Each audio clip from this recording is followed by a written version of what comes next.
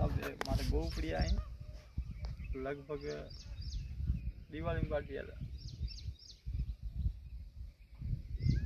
3 महीना से ऊपर हुआ प्राय मैं मतलब 10-12 पे ही भरिया प्राय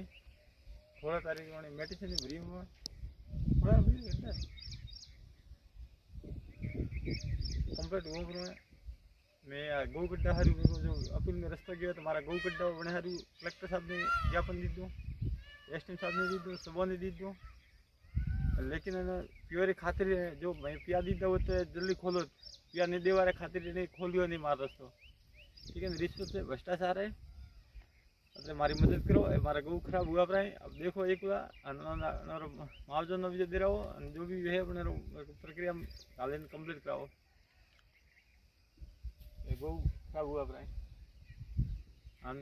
मेडमेंट के तैयार कराओ हमारे काट